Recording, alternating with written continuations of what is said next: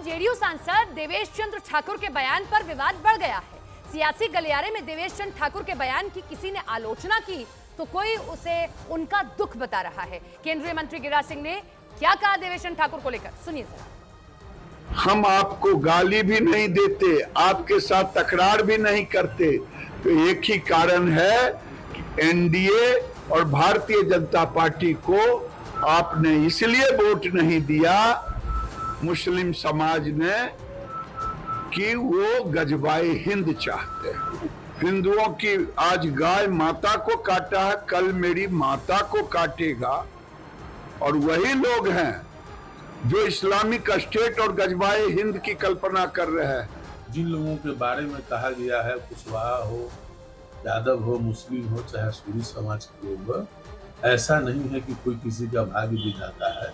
वैसे तमाम जनता से हम क्या कहना चाहेंगे, जो काम आप उनसे महसूस करते हैं वह काम मेरे यहाँ आए, मैं आपको सेवा करने के लिए तैयार हूँ। अब आपको बताते हैं कि आखिर नीतीश के सांसद देवेश चंद्र ठाकुर के बोल क्यों बिगड़ गए हैं। उन्होंने ऐसा क्या कह दिया जिससे सियासी गलियारे में विवाद खड़ा हो गया। अब क्या कहा सुनिए जरा, ये ग्राफिक्स हम आपको साइड में दिखा रहे हैं, समझ पाए। असल में सीतामढ़ी से जेडीयू सांसद देवेश चंद्र ठाकुर चुनाव में यादवों और मुसलमानों का वोट न मिलने से बेहद नाराज हो गए हैं और इसी नाराजगी की वजह से उनके बोल बिगड़ने लग गए हैं। और एक कार्यक्रम के दौरान यादव, कुशवाहा और मुस्लिम समुदाय के लोग उनसे मदद की उम्मीद न करें, ऐसा उन्होंने बयान दे दिया, क्योंकि उन्हें लगता है कि उन्हें वोट ही नहीं दिया गया उनके द्वारा।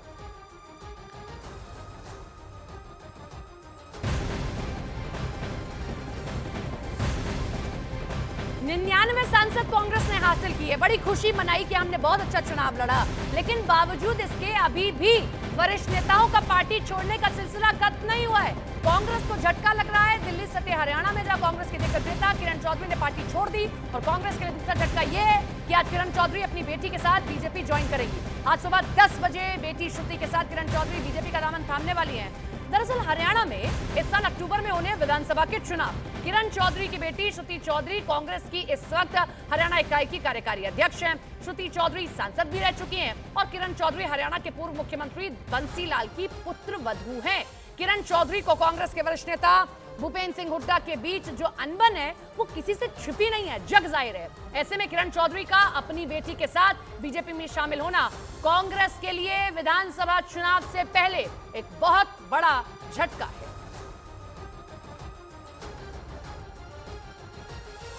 बिहार के अररिया में करोड़ों की लागत से बनाए जा रहे पुल का एक हिस्सा अचानक नदी में समा गया। घटना बेहद डरावनी थी, क्योंकि बिहार के अररिया में बकरा नदी पर बनकर लगभग तैयार हो चुका वो पुल अचानक बीच से टूट गया। और इससे पहले कि कोई कुछ समझ पाता, उस पुल का एक बड़ा हिस्सा नदी में समा गया। इस दौरान उस पुल के आसपास कई लोग भी मौजूद थे। उनकी आंखों के सामने ही वो पुल ढहा और पलक झपकते ही उसके ऊपर से नदी का पानी बहने लगा। बकरा नदी का पुल चला गया, देखिए हवा भी नहीं। गिरने से पहले वो पुल पूरी तरह से झुकता नजर आया।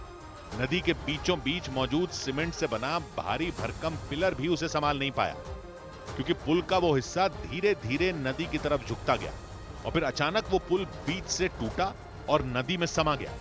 बताया गया कि अररिया में इस पुल को करोड़ों रुपए की लागत से बनाया जा रहा था, लेकिन इससे पहले कि ये पुल पूरी तरह तैयार हो पाता, यह हादसा हो गया। हालांकि गनीमत ये रही कि इस हादसे के वक्त उस पुल पर कोई मौजूद नहीं था, वरना किसी की जान भी जा सकती थी। बिहार में पुल गिरने की ये कोई इकलौती घटना नहीं है, बल्कि 2 महीने पहले भी बिहार में इसी तरह का एक हादसा हुआ था। और तब तो सुपौल में गिरे उस पुल के हिस्से ने एक मजदूर की जान भी ले ली थी। मार्च में सुपौल में मौजूद उस पुल को बनाते वक्त पुल का स्लैब अचानक गिर पड़ा था। इस हादसे में 9 मजदूर घायल हो गए थे और एक मजदूर को तो जान भी गंवानी पड़ गई थी। सुपौल में हुई ये घटना भी बेहद डरावनी थी, क्योंकि वहां हादसे का शिकार हुए उस पुल का एक हिस्सा तो उसके पिलर से जुड़ा था, लेकिन उसका दूसरा सिरा जमीन पर आ गया था और उसी के मलबे में दबकर एक मजदूर की जान चली गई थी।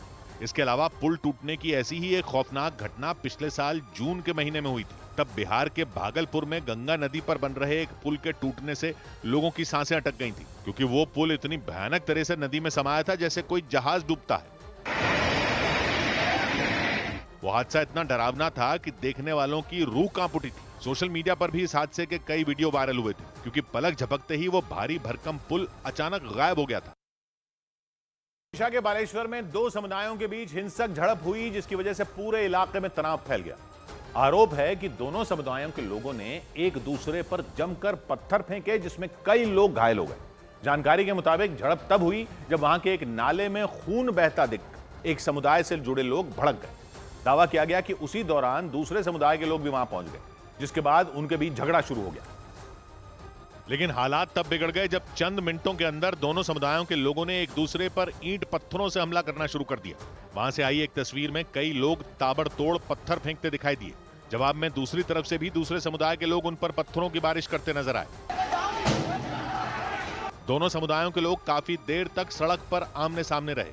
दो समुदायों के बीच भड़की हिंसा का पता चलते ही बड़ी संख्या में पुलिस के जवान वहां पहुंच गए और दोनों समुदायों के लोगों को वहां से खदेड़ना शुरू कर दिया।